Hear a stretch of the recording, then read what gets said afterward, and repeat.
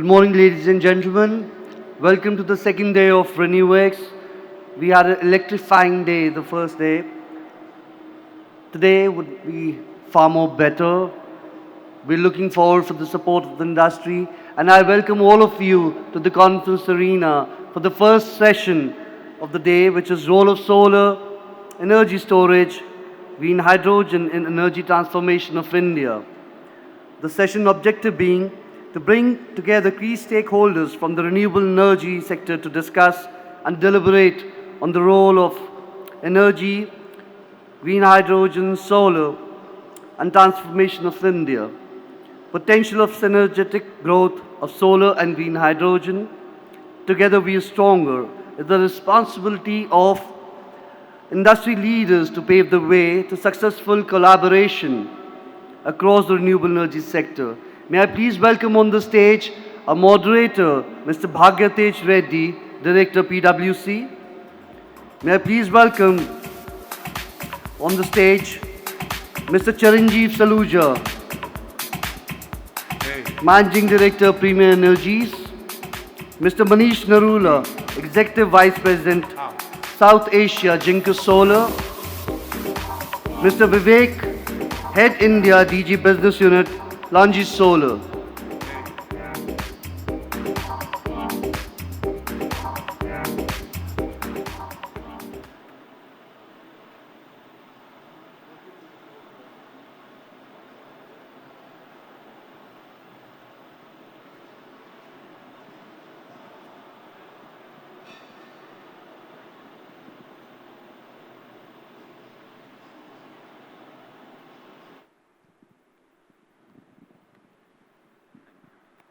Check, check.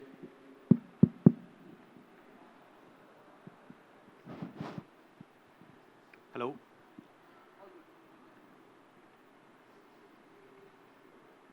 Okay, good morning all. Thanks Informa Markets team to organize this and invite me for being the moderator here.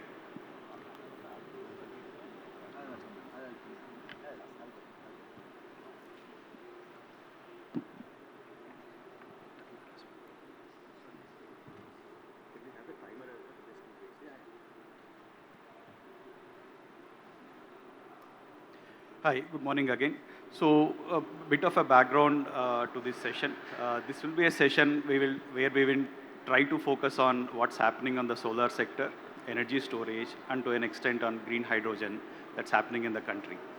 And to give a bit of a macro overview on this, solar capacity, as you know, has been growing leaps and bounds in the country for the last 5-6 years. We have touched close to 65 gigawatts of operational capacity in the country. Wind had a good run over the last 25-30 years, and while it's going a little slower than solar, it has clocked more than 45 gigawatts over the last financial year. Then comes the storage part of it, which is being complementary, has picked up with a slew of tenders over the last year, wherein we see probably the world's largest solar storage tender of about a gigawatt hour in Rajasthan, conducted by SECI, and had a good participation. That was followed by more tenders, which incidentally were won by pumped storage suppliers.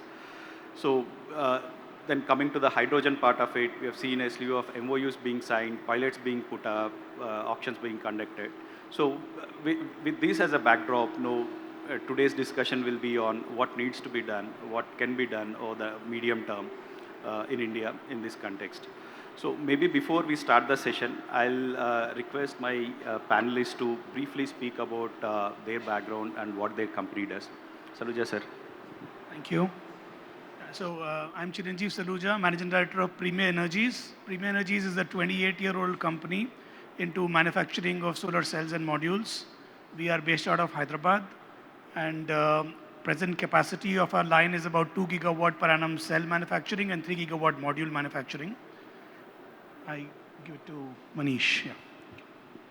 Yeah, hi, good morning everyone. I'm Manish Narula. I'm representing Jinko Solar, and Jinko Solar is a Shanghai-based solar module manufacturing company. They are in operations for more than 10 years now, and they are present in India also for last 8 years. Our capacities are approximately 50 gigawatts of annual production, across 7 or 8 plants that we have in China, Malaysia, Vietnam, and the United States. In India, we have been doing business primarily in solar module supplies, and from this year, we have also launched energy storage devices as well. And we hope to see good interaction with the audience and panelists in future. Thank you. Yeah, hi. I'm Vivek, heading distribution business for Longi Solar. Longi Solar is like it's a Chinese-based module manufacturer. We are the world's leading manufacturer, starting from ingots to modules. Currently, our production capacity is close to 70 gigawatt. And in India, we are present for the past 5 years, and close to 9 gigawatt of modules we have supplied until now. So, looking forward to this discussion. No, thanks, Vivek, Manish, and Saluja, sir. So, if you see, so earlier this month, or I think a couple of weeks back, MNRE has notified that there will be a tenders close to about 50 gigawatt conducted, and the timelines for it and the agencies over the next 1 year. So that's the immediate opportunity, and that constitutes both solar, wind, and solar hybrid projects as well. So maybe to start the session, have a little warm up. No, how do you see that panning out? No, do you see the market opportunity of 50 gigawatts good enough? Will we be able to achieve? No, what do you think are the broad challenges? Maybe I'll start with Saluja, sir.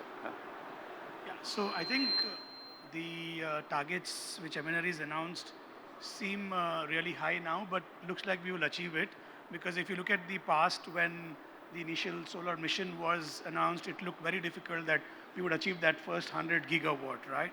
But the way we are seeing the role of solar in the industry, it's rapidly growing, not only in India but across the world.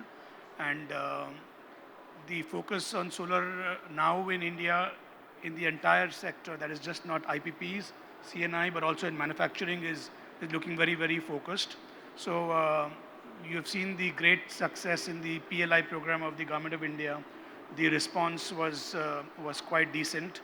I mean, our forecast, or I mean, my idea is that within the next 24 months, you would see India surpassing module manufacturing to about 100 gigawatt in manufacturing capacity in India, and that too with the latest technology equipments. India is now catching up with the Chinese large manufacturers like Longi and Jinko in terms of the technology.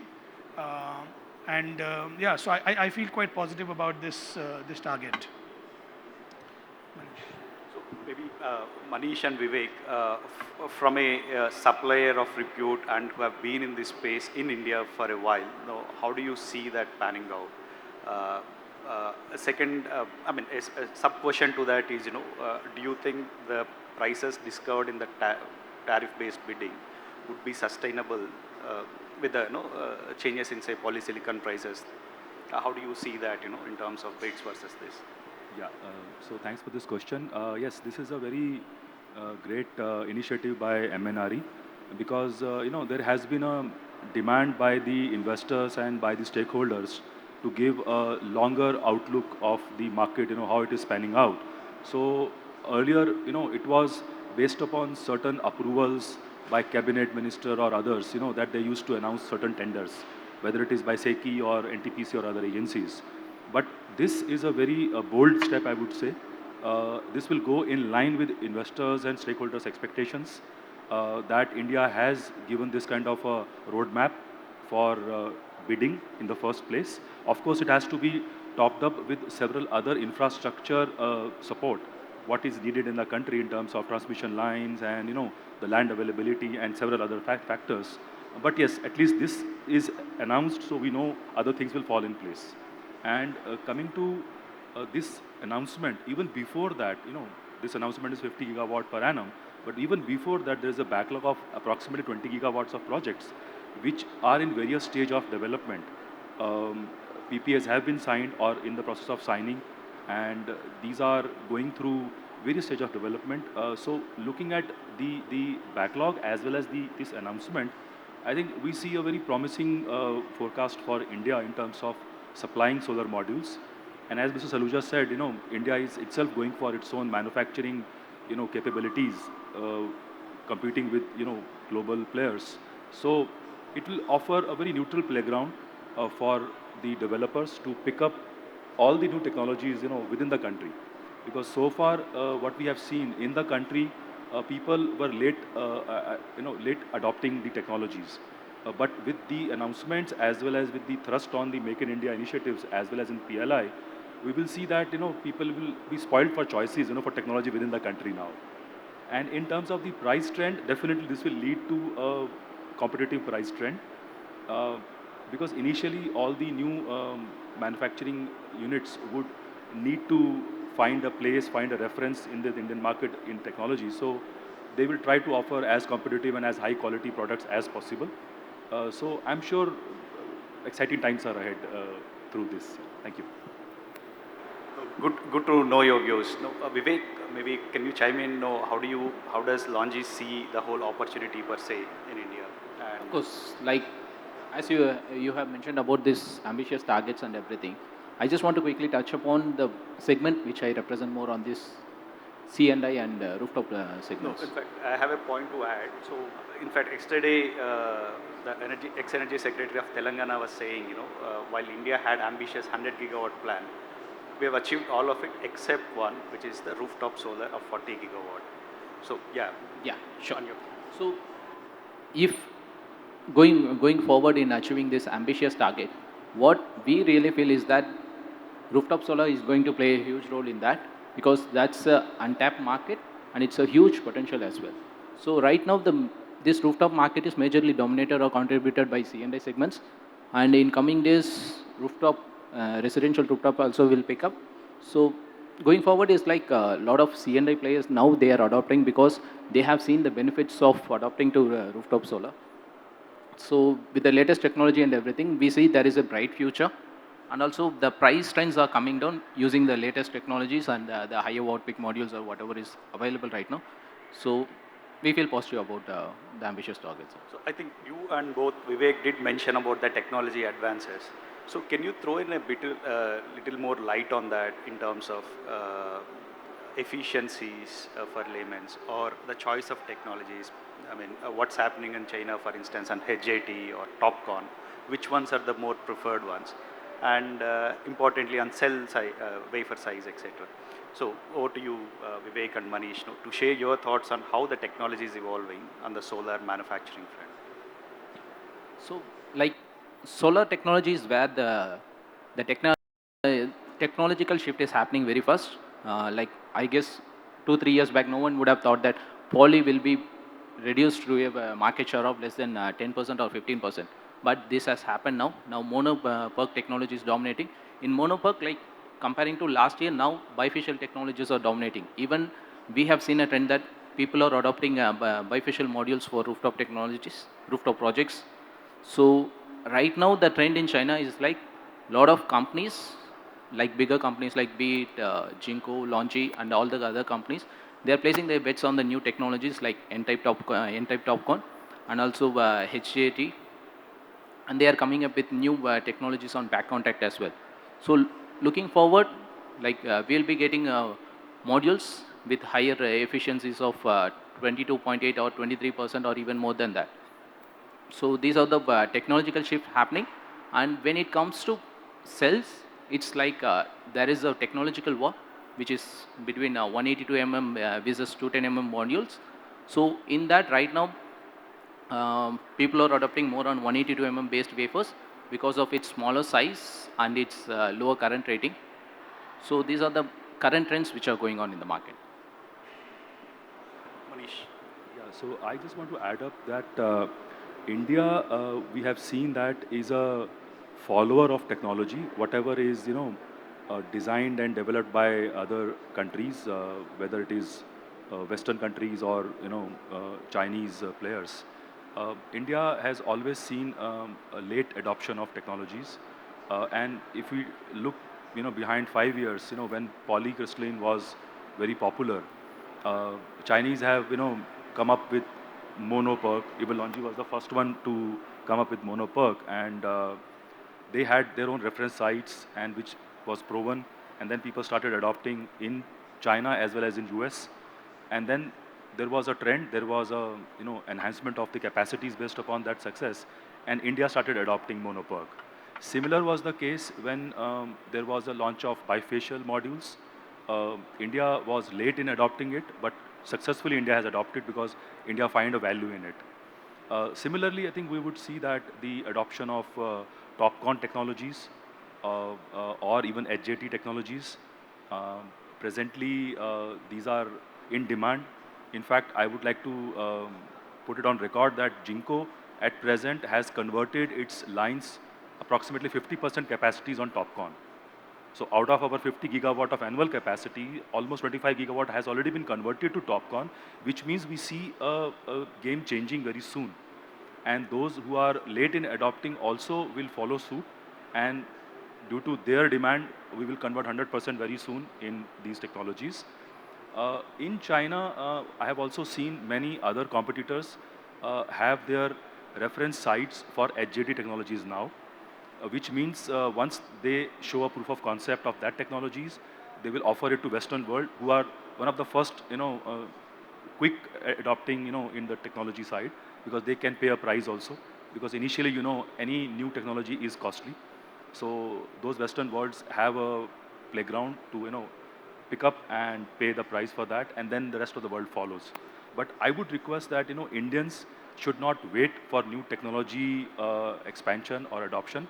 Rather than that, jump to quickly adopt those technologies and to stay competitive in the world. If we are, always followers, we remain followers in spite of the announcements by government of all these PLI schemes or of these bidding, announcements, then we will always remain a follower. So we should not wait and jump to reach maybe what is in offer in the future in next 1 or 2 years.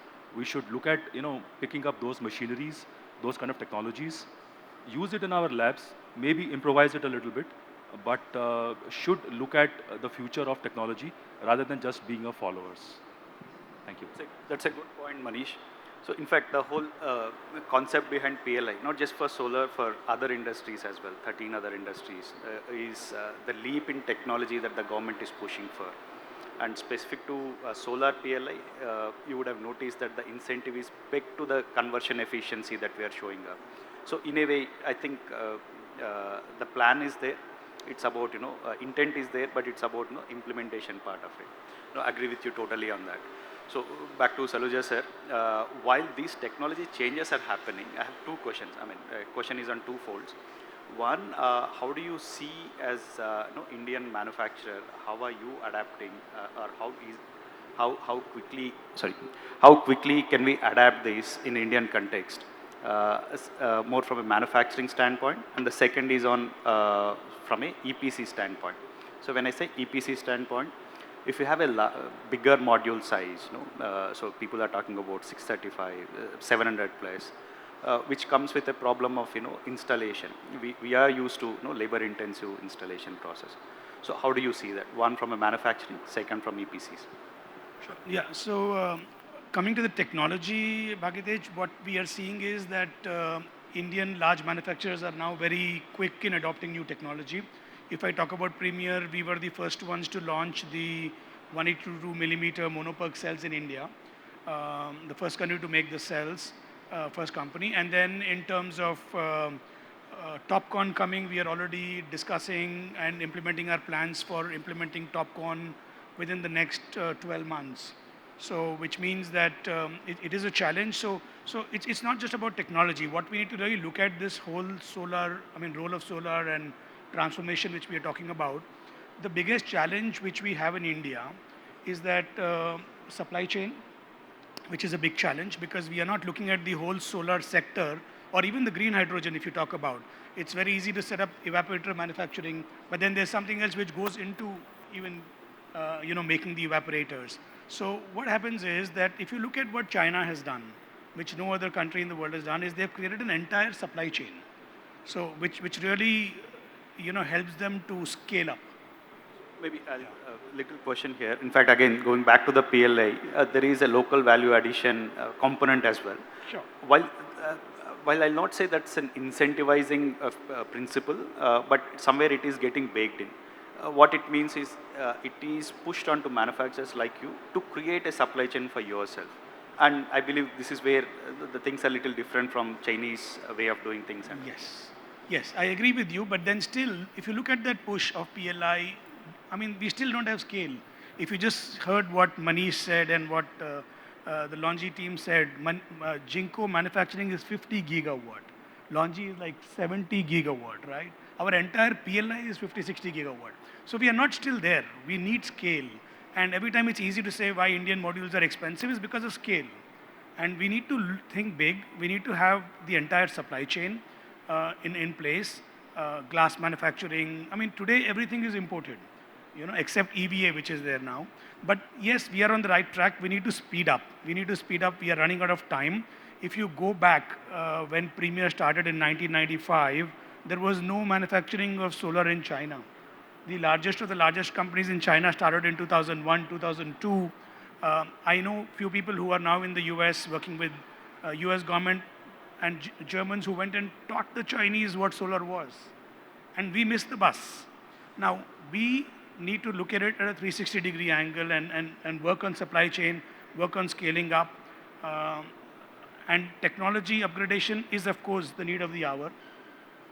Another challenge I see is skill development, which we also discussed today morning. And yeah, so one question was on technology. I think now with the new plants coming up, all are talking about monoperk. All these module lines are TOPCon compatible. All the new lines coming into India are up to 210 compatible. So nobody is investing into poly lines now. So that is not, from the module perspective, I mean, there's no problem. Now, what is missing? We are able to set up 5 gigawatt, 10 gigawatt module lines, cell lines in India. The next thing is the scale, because with the scale comes ability to invest in automation. Automation and R&D that Yes. Manish said. You see a lot more automation in China.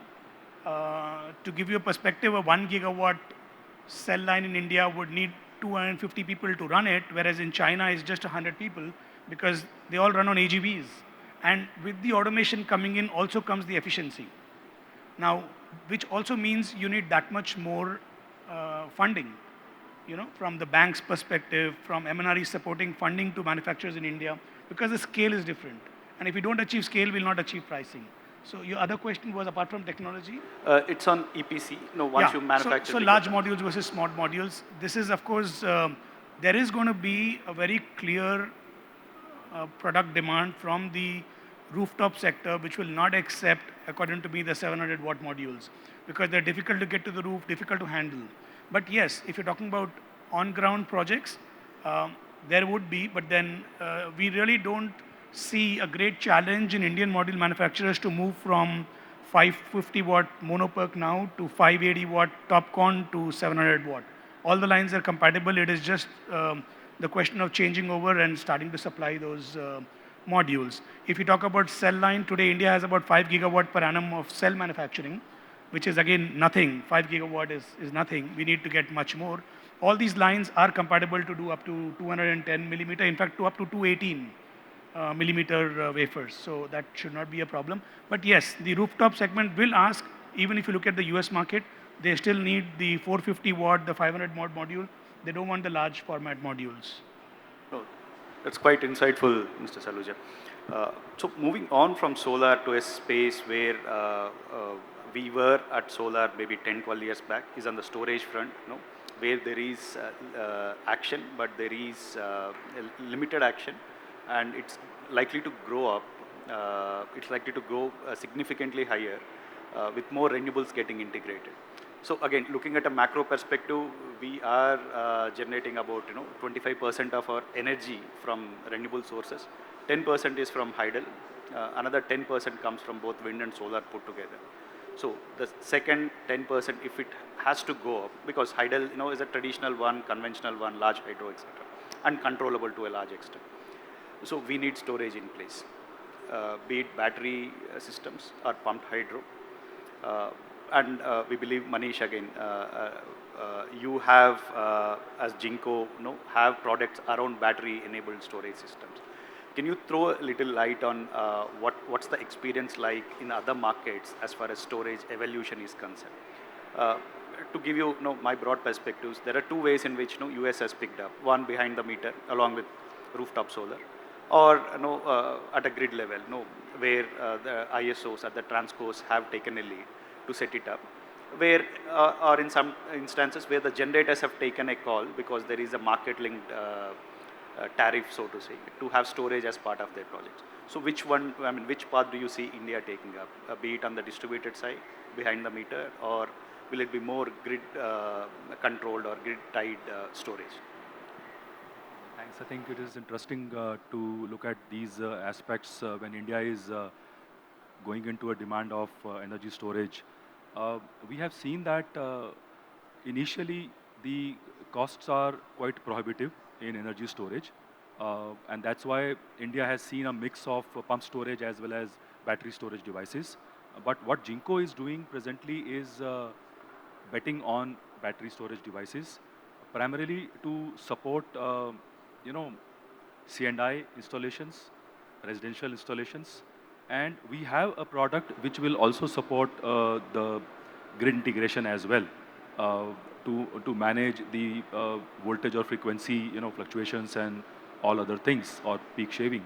But that is a long way to go, I would say, because when there are tenders at present, these are technology agnostic tenders, and because of the high cost of these solutions, there is no taker for this technology at present. But what we have seen when it comes to the industrial segment or C&I segment particularly, there are so many takers of this, for the simple reason that wherever there is a power outage, people have to depend upon diesel generating sets, which is not only polluting, but also very high cost of running. Somebody told me it is around 30 or 35 rupees of running per unit. So compared to that, and looking at the pollution, we are going for net zero everywhere. This is a segment which is now in demand, and we have a product to suit to that, where we are offering up to a 500 kilowatt of a containerized solution, which can be adopted at any location on plug and play mode. And the running cost is approximately 10 to 12 rupees only. So which is almost more than half of what people are seeing in the diesel generating sets. So it is a clean energy because it can be backed by solar or wind or hybrid energies, as well as it is quick to adopt. You don't need to look at, filling up diesel every now and then. So we have got good response from several industries, whether it is cold storage or steel industry, and also for some of the call centers who are having these kind of demands. So we have a product, we are waiting for the right opportunities to launch it. Yesterday I heard that for the EV charging stations across the highways, there is a need for this kind of backup, because they do not want to depend upon fossil fuel based power for EV charging stations. So they need a green power for that. So that also becomes another market segment for us. So I think there are too much demand, I would say, in DG replacement sector rather than grid integration or grid adoption on that sector. For initial 1 or 2 years, I'm sure later when we will see costs coming down, it can compete with other like pump storage or other kind of energy storage things, and it will have its own market in future. Thanks for that insight. No, in fact, the cost economics seems to be quite compelling compared to DG sets, and diesel price is not likely to come down anytime soon. So, but I also, it's also interesting to see that you're preferring a behind the meter kind of storage applications, and wherein it's more as an energy backup source or energy security for that premises. No, heartening to hear that. But just to broaden the conversation, give you a perspective of what's happening on the storage for wider forum. Like I said, a 1,000 megawatt hour tender got concluded in Rajasthan, whose price is not too different from what you said, if you compare it on a per unit basis. But the scale is much larger, and the use cases are a little different there. It could be used for grid balancing, given that Rajasthan has high share of solar. You also touched upon pumped storage tenders as well. Karnataka recently concluded a 1,000 megawatt tender for 40 years span, where pumped hydro storage participated at about 4 rupees or thereabouts, no, as the levelized cost. And a couple of months back, NTPC did the same, but with a little higher price discovery for a shorter duration storage and shorter duration contract. So while these are happening, again, a question to Vivek is, from a distributed solar perspective, I know I'm going back a little, but with discussion on storage happening, do you think integrating both solar and storage together as a product might fetch better traction? Because the 40 gigawatt that we have targeted, I believe we are close to about 8 or 9 gigawatts of rooftop solar. While some states have incentivized for adoption, some of the states are still figuring out how to adapt. So over to you in terms of how do we make sure we achieve closer to 40 gigawatts of target with storage, or any business models that you have in mind? Yeah. So when we decided to launch this product or go into this new segment, we had several options to choose from in terms of the battery technology, in terms of the integration, whether we should do fully integrated solution or partially integrated and then integrate or assemble within the place of location. So we looked at all these options and we came about this solution that to be cost competitive in the initial few months or a few quarters, we have to offer fully integrated solution. So now this is manufactured within Jinko facility in China, where we bring best of the technology, best of the products from our supply chain and assemble it, and we offer as a containerized solution. And this can easily be offered on any of the tenders. You mentioned about Rajasthan tender of 1000 megawatt hours. Yes, it can also be offered on that. Only thing is that we have to offer more number of containers. There cannot be a product which can suit to a 1000 megawatt hour as a single product. It has to be like you have central inverters and string inverters case. So this is like a string inverter case where you have so many numbers to match up to that megawatt level. And it is possible because it is the initial stage of this technology. So we should go with the modular approach rather than looking at cutting the cost and making it a single product at one project site, which if goes wrong or goes bad, will impact the whole dynamics of the project. So that's what is our thought process. But yes, there are many players who have different approach in this, and they are offering bigger capacities. For example, our biggest capacity is around 1.7 megawatt hour in one container, whereas we have seen other players are offering around 2.5 or 3 megawatt hour also. So it depends what type of tender it is, what type of location it is, and what is the cost you reach with these solutions. But overall, I would say that if you look at the growth of the sector, in future we will see that whether it is plain solar or plain wind or plain hydro, I think there will not be so much takers of that.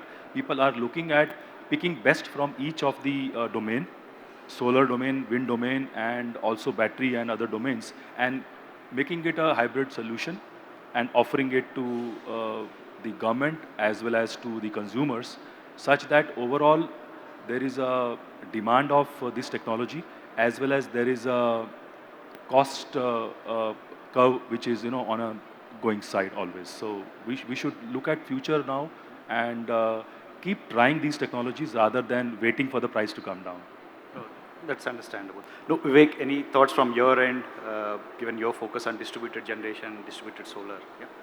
Sure. It's like going ahead with the solar space. It's like even though the solar hours is like it's available for 8 to 10 hours, but the peak generation will happen in around some 5 to 6 hours. So what's happening in especially in distributed generation segment is like for C&I customers as well as residential customers, their peak demand will be in the peak hours. Like they demand more power during the morning hours as well as in the evening hours. So they will end up paying more prices to the this discoms. So moving forward, what customers are opting is that they are keeping storage solution as optional, or even few people has adopted this storage solutions. So they will meet their peak demand during the storage options. So this will incentivize, or this will promote storage installations more. And moving forward with this storage as well as with solar technology, we can easily achieve the rooftop target of 40 gigawatt hour. Thanks for your thoughts. So moving on from, say, distributed solar, or for that matter, solar itself, on the wind front, let me broaden that conversation. Wind, we have seen new entrants coming into India, applying for RLMM scheme, getting certifications. Technology vendors both from China and Europe are vying for the market here. And with more C&I, I think Mr. Aluja did mention, Manish also mentioned about the C&I market. We see a good intake from wind, for wind generation as well, because it complements solar, and in a way reduces the need for storage, precisely for the problem that you mentioned, Vivek, the peak part of it. So moving on from wind, other topic that we were planning to converse is on hydrogen part. We see quite a lot of hydrogen conversation happening.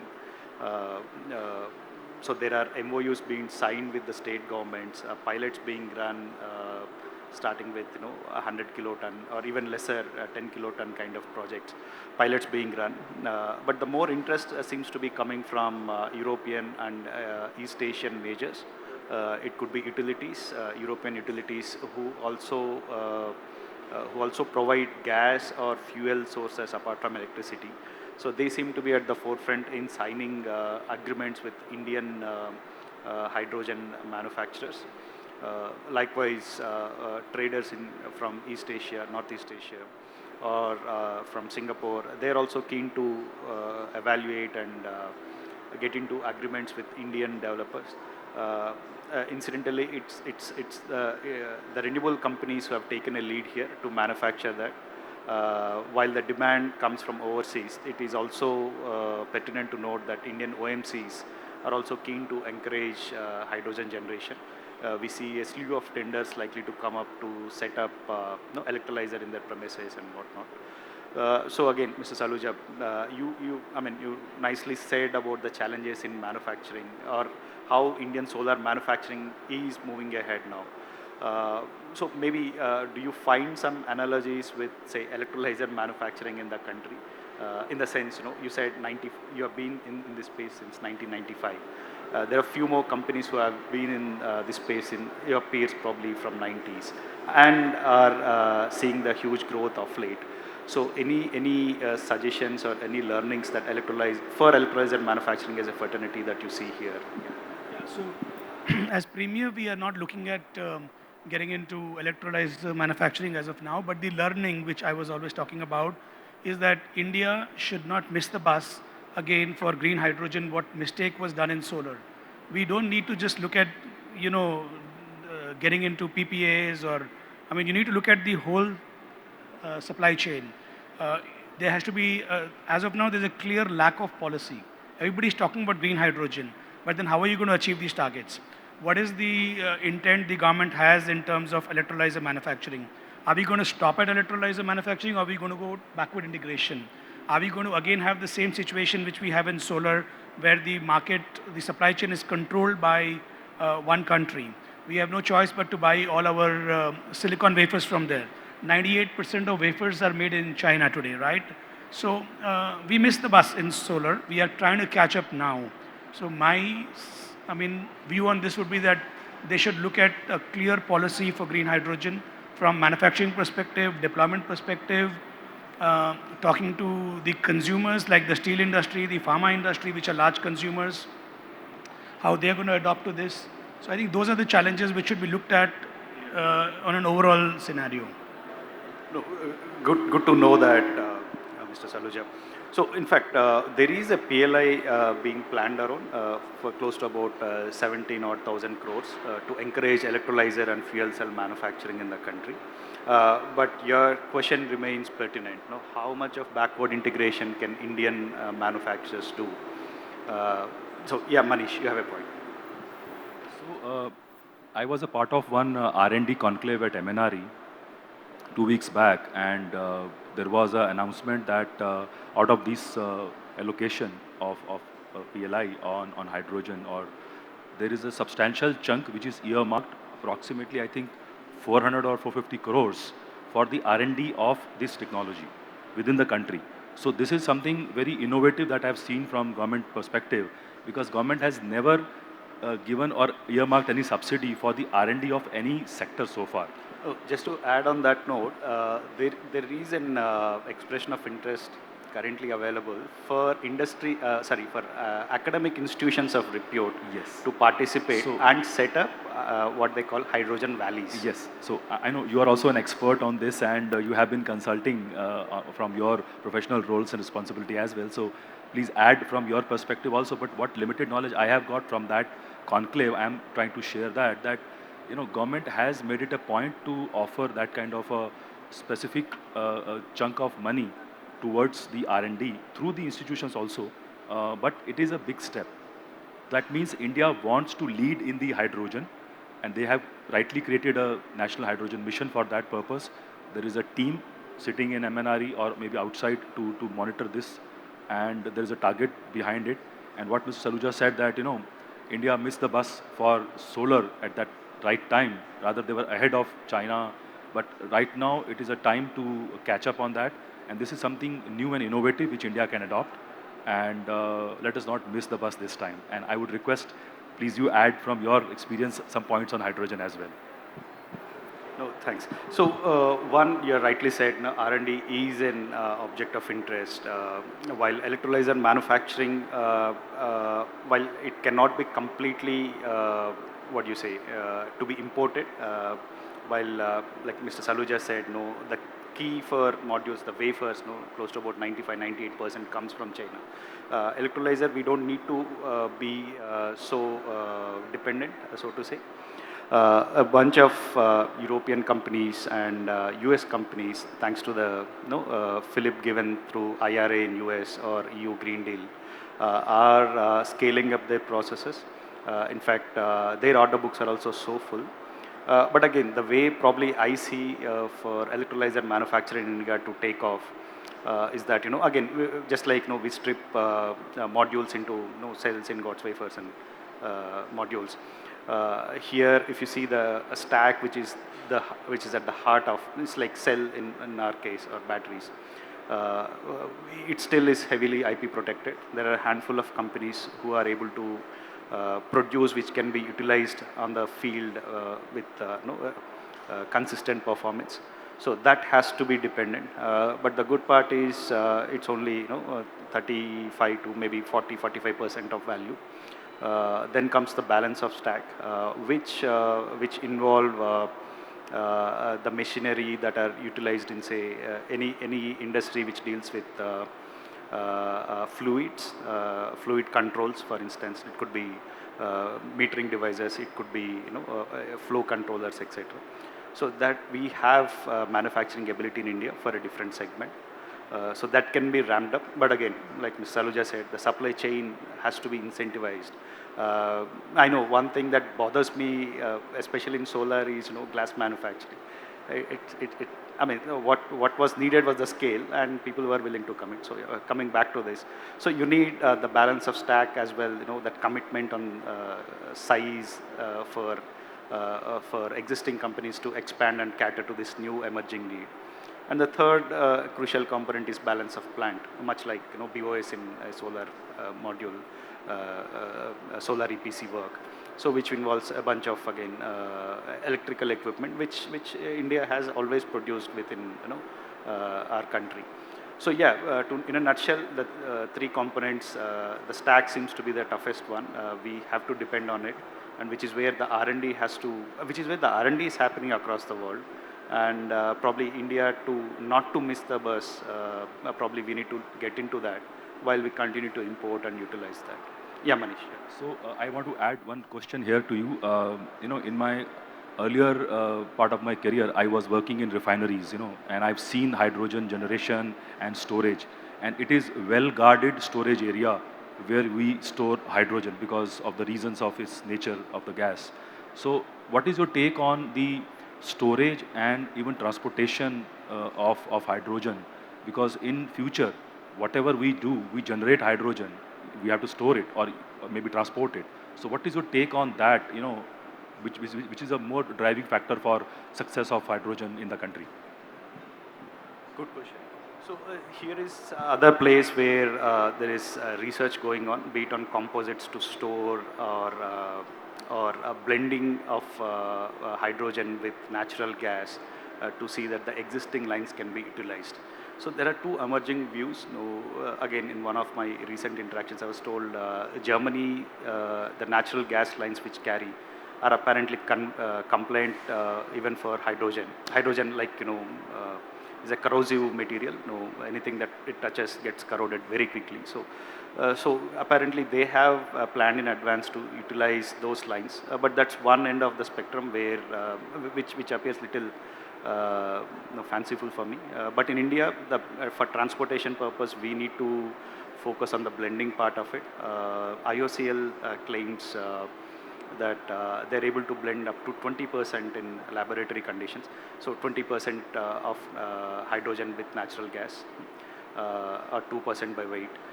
But we need to see being rolled it out in a much larger scale. That's on the transportation part. But pure hydrogen transport through pipelines is little challenging because of the material complexities. Blending seems to be the way to go. Or even hydrogen tankers, which we believe, which we have traditionally used for fuel, gas to an extent too, cannot be a probable solution because the density of hydrogen is too low. And if you were to transport as a liquefied one, it has to be in a very small band of temperature, so which is tough to practically see, that happening. So a better way instead is to, push the electrons to the to the user and convert into hydrogen through electrolysis and use it then and there itself. But extending to your question, other way to transport is through ammonia. Liquefaction of ammonia is a fairly known concept across the world. We have done it in fertilizers, we have done it in refineries all along. So that part is not so challenging. But again, the challenge of late, what we see is there are 5 licensors for ammonia part of value chain, and all of them seems to be overbooked at the moment. So yeah, Manish, in a way, one is that manufacturing of hydrogen is a challenge, and second, transport or transport till the utilization is also a challenge. But again, I see this traction through blending happening, and could be the way to go, or simply get electrolyzers at the user premises and utilize it. So maybe we are on close to about 45 minutes. Maybe I'll leave the floor for some Q&A. Any questions from the audience for us panelists?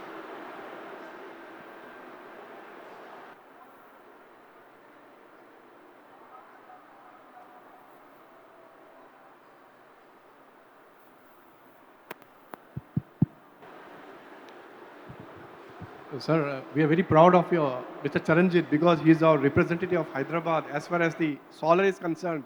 And the way he's doing it, like, it's a visionary type of activity. Sir, only one thing, has any activity started in Hyderabad in the field of green hydrogen? Could you update us? What are the plans?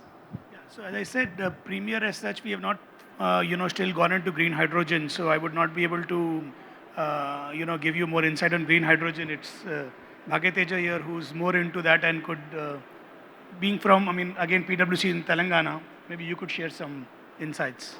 So green hydrogen per se as use case in Telangana is yet to be established. But there are companies in Hyderabad who are exploring this. We all know about Greenco, a marquee company in energy space. They are fairly advanced compared to other companies in the country in manufacturing hydrogen and ammonia. So, yeah. Just wanted to know any activities in the transportation segment we keep on hearing news about green hydrogen being used in transportation also. Anything, any developments in India?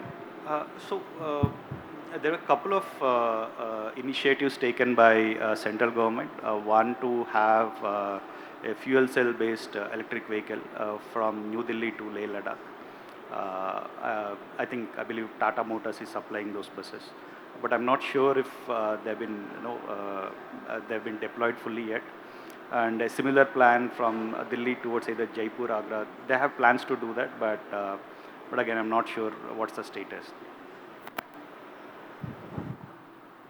Hi, Chiranjeev, I think you spoke about the challenges in the green hydrogen implementation. Of course, it's to be seen. It's a dream if green hydrogen gets implemented. I wanted to know because when we saw the tendering process opening up and the rates for solar coming from 17 rupees per unit to less than 2 rupees per unit, is there anywhere in the world where green hydrogen projects have been implemented successfully and very commercially feasible? And which countries are that where it's been commercially feasible? Let me try to answer this, Yogesh. So green hydrogen, I mean, that's a holy grail, like everybody says. All over the world, we are probably at close to about $5 a ton. And for comparison, the one that we get it from methane SMR process must be about $1.5.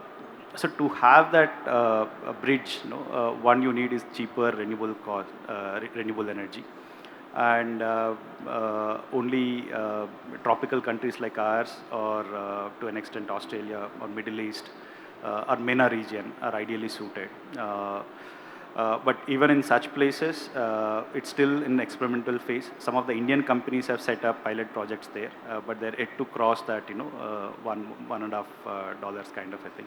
But other place where I see little more activity is in Canada and North Europe, where we see people utilizing existing hydel power as a renewable source to manufacture green hydrogen. But again, the pricing seems to be yet to meet that grid. I mean, the equivalent of grid parity there at this point. Yeah. Just to add on the green hydrogen from solar perspective, right? We are seeing tariffs now which went down to almost 2 rupees and have come back to around 260, 270 now. Looking at what's happening in the industry and the huge manufacturing capacity coming up, we are seeing a decline in prices going forward. Huge polysilicon capacities are coming up in China. The whole challenge was polysilicon price volatility, which we saw, and it's really dangerous, the volatility which we see in the solar sector. To give you a perspective, we being cell manufacturers, in December 22, the cost of a one wafer, 182 mm was $1. And on January 10th, it dropped to 52 cents, a 48% drop in 10 days. It never happens in any industry. And then it went back to 82 cents today. So you can understand that how this whole thing is being controlled today by a select player, a select group which does polysilicon. There are very few in this whole world. But huge capacities are coming up. We are seeing the change in the market situation. Prices have started dropping. And my forecast is that in another 6 months to 9 months, you will see prices softening up. And any softening in prices in solar sector will, of course, benefit green hydrogen costs also. On just to come up on the topic of rooftop, 40 gigawatt, I feel the biggest challenge there is for households, we need to work on financing. And financing not from banks, financing from the system integrator. I see that in a company which is doing quite well, there are customers, that is Solar Square. They have brought in a solution where they are giving solar rooftops to households with financing, and they are responsible for the O&M and they are responsible for the funding. It's not from a bank where they just install the system and go away. So I think a huge deployment in rooftop can happen if the integrators start tying up on funding and giving funding to the homeowners to give them that confidence that these systems would work and not just install them and just go away. Another huge challenge which I missed out and we didn't discuss more in detail was skill development. Today, a gigawatt of module manufacturing requires about 1,000 jobs direct. indirect is more. So if you're talking about 100 gigawatt, you're looking at close to 100,000 jobs, and then if you add the indirect jobs which will get created, we're looking at 1 million jobs for the manufacturing. Now, this is going to be a big challenge for manufacturing in India, because the kind of skill set you require just for installing solar power plants is totally different compared to the skill set you require for manufacturing. So I think the whole solar sector needs to focus on skill development.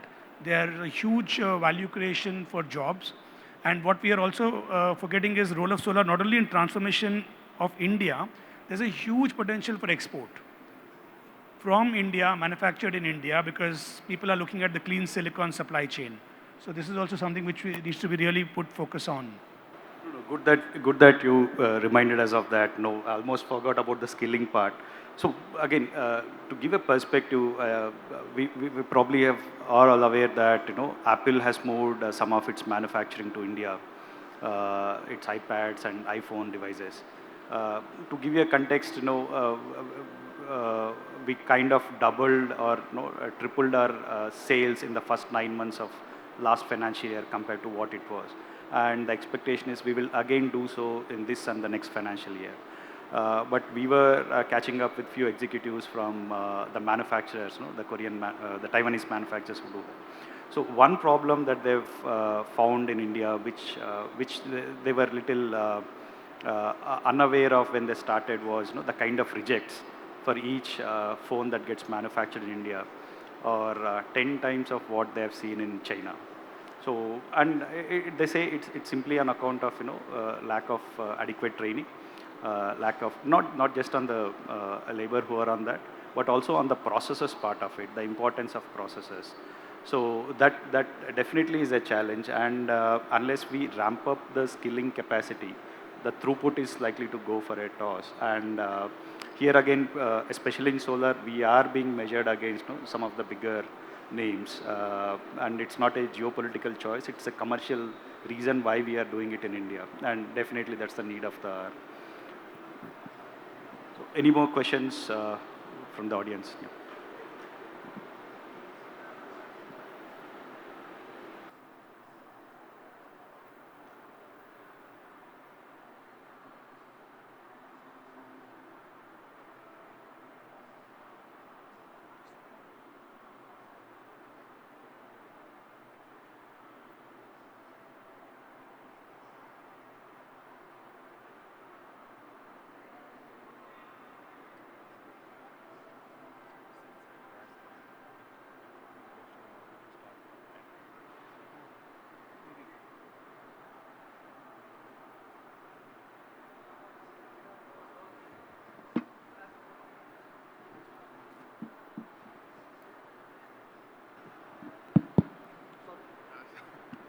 Sorry for this.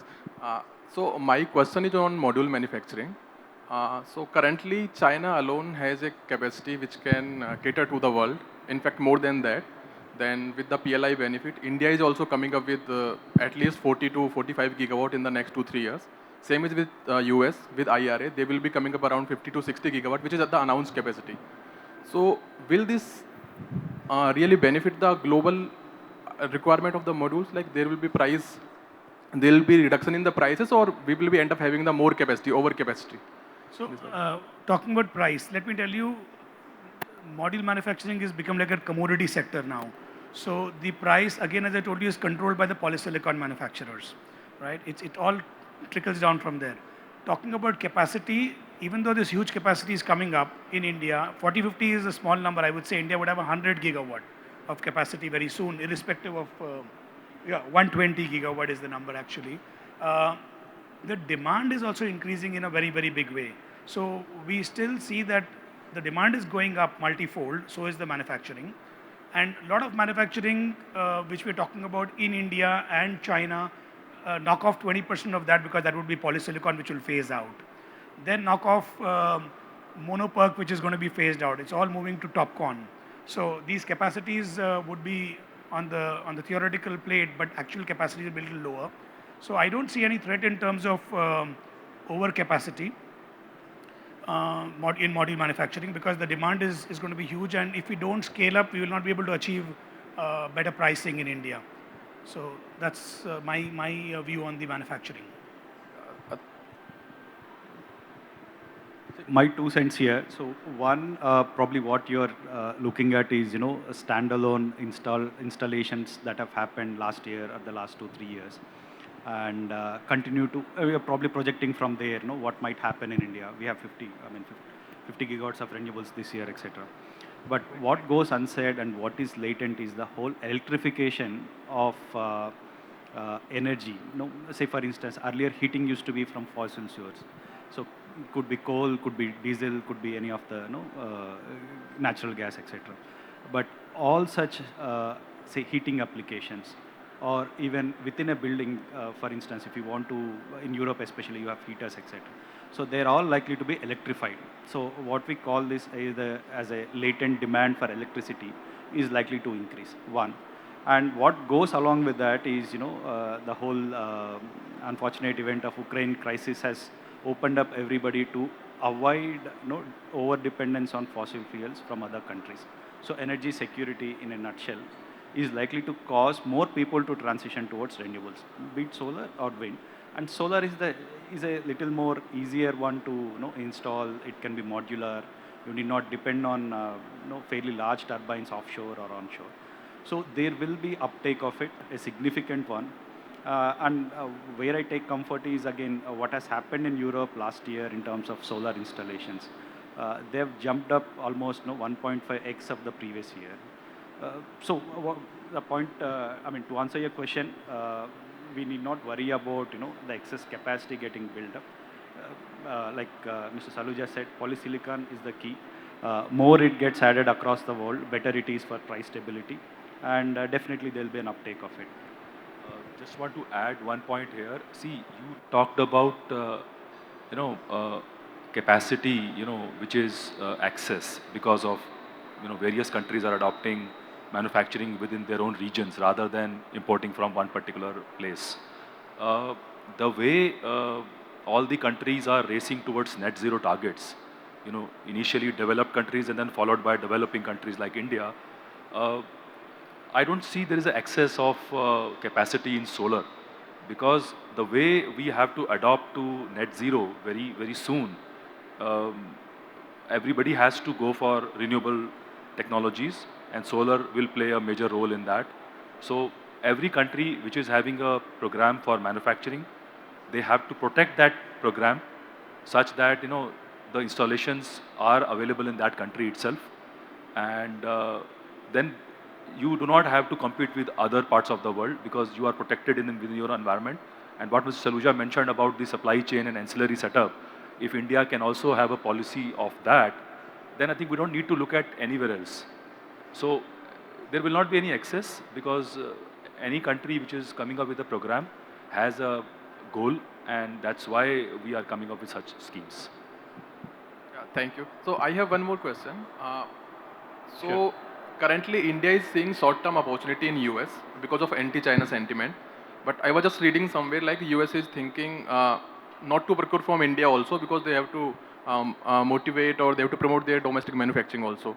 So any thought on this? And second, like US IRA, they have benefit for the every component in the supply chain. Whereas in India, PLI is mostly on the cell and module and polysilicon side. We have other BOS items also.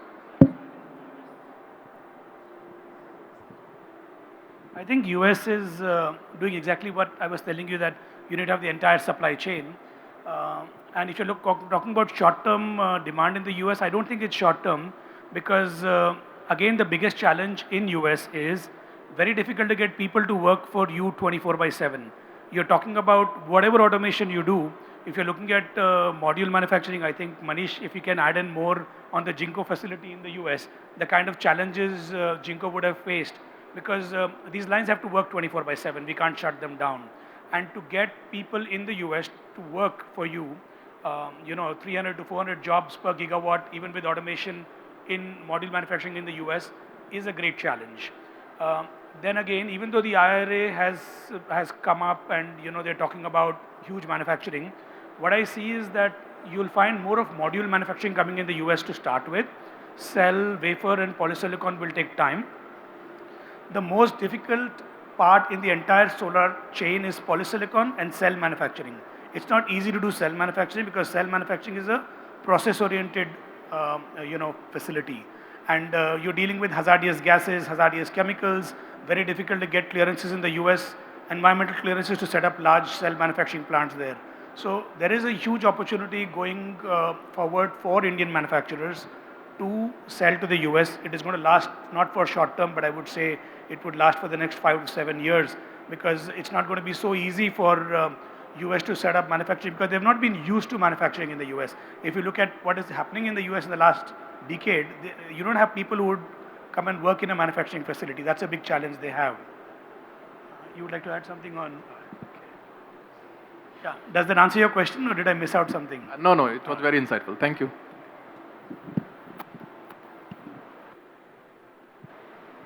Hello? Yes, Yeah. sir. Yeah, Last hi. question, please. Yeah. Thank you. So this is Raj. There was an announcement during this last budget that there's going to be a kind of VGF for 4,000 megawatt hours of storage. So I wanted to understand from the panel two parts. One, maybe you can give, Reddy, you can give an insight as to what is, when the details are going to be out, as to how it is going to be. I also wanted to hear from Chiranjeev and Nirula as to, does that prompt you guys to think about battery manufacturing, or is it too little a scale for going ahead?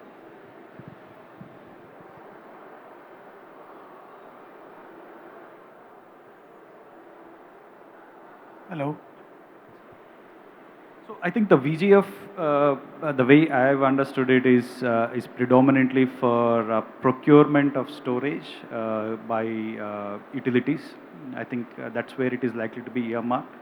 And if my suspicion is right, then it is linked to the 1 gigawatt hour tender we spoke about earlier in our conversation in Rajasthan. The end users are likely to get some support from the government of India.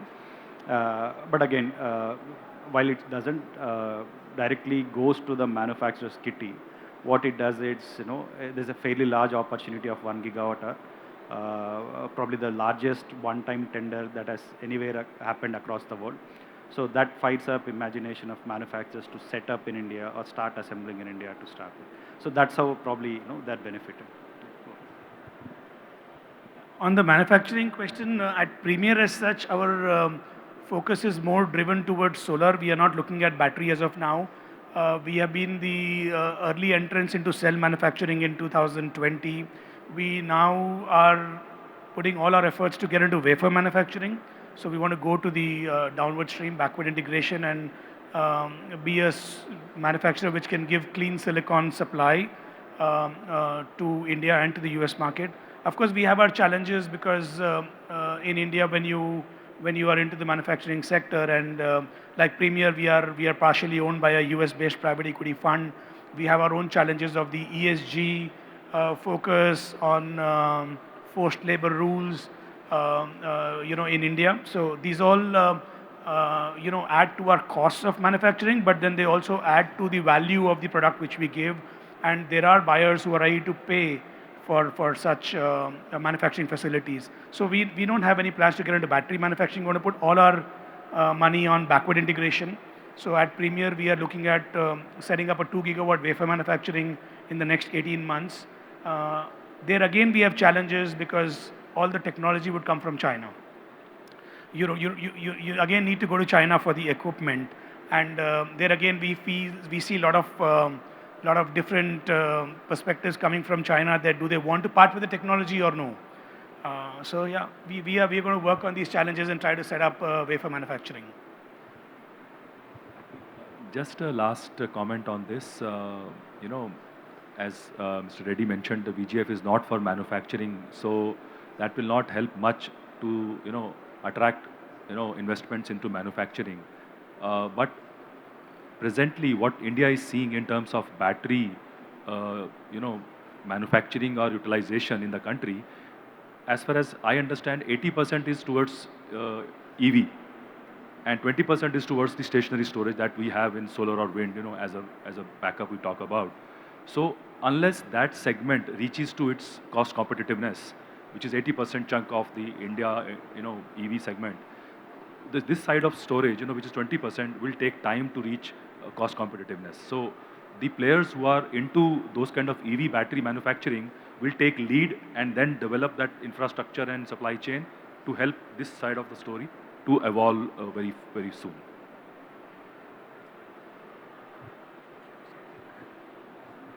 So with that, I think we take leave. Thanks again, Amit and Informa team for giving us this opportunity.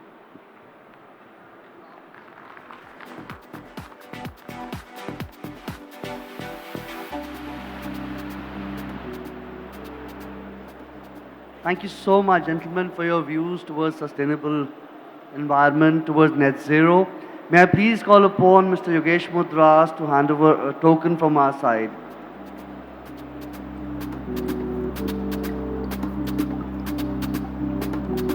Mr. Bhagatej Reddy.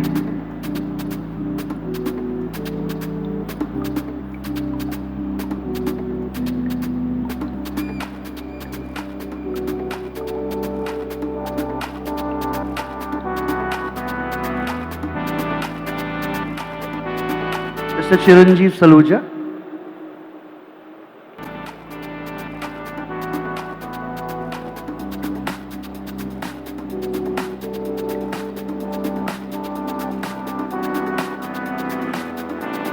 Mr. Manish Narula.